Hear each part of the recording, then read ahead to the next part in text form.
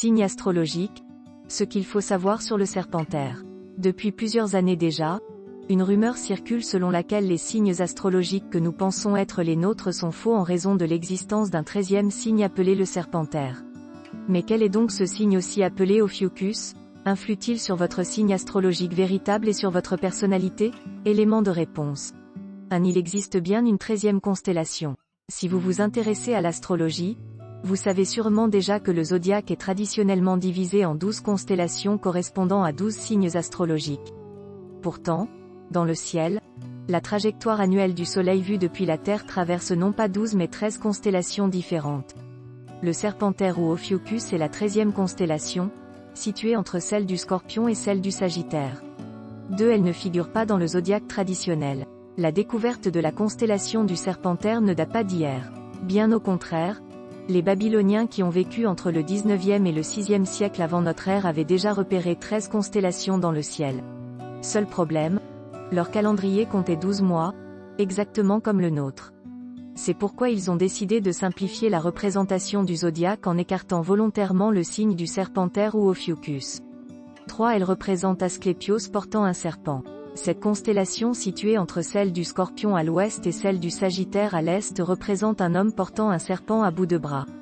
Il faut d'ailleurs noter que la constellation du Serpentaire divise la constellation du Serpent en deux parties. Ce personnage portant un serpent est vraisemblablement inspiré de la mythologie grecque. Il s'agirait d'Asclépios, le fils d'Apollon et de Coronis. Selon la légende, Asclépios aurait un jour tué un serpent et aurait eu la surprise de voir un autre serpent le ranimer avec des herbes. Cet épisode lui aurait inspiré les prémices de son savoir médical.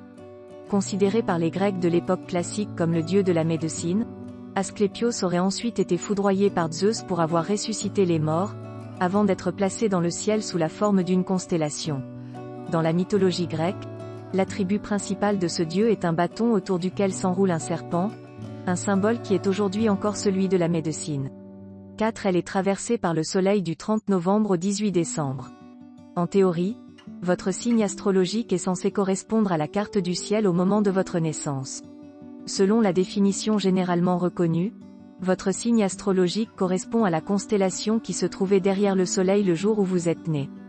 Or, dans l'hémisphère nord, le soleil traverse la constellation du Serpentaire du 30 novembre au 18 décembre. Si vous êtes né dans cette période et que vous voulez tenir compte de la carte exacte du ciel, vous devez donc considérer que vous êtes du signe du Serpentaire. L'existence de ce 13e signe astrologique fait débat parmi les astrologues. Certains le reconnaissent et le classent parmi les signes de feu, et d'autres non. Les natifs de ce signe auraient des traits de caractère assez proches des Scorpions et des Sagittaires. Ils auraient en effet une personnalité empreinte de sagesse, cherchant l'harmonie dans leur relation à autrui mais aussi un caractère possessif. Ce signe bouleverse nos certitudes.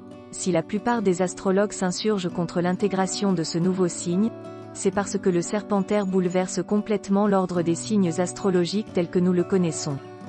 À cause de l'existence de cette constellation généralement méconnue, votre véritable signe n'est sans doute pas celui que vous croyez.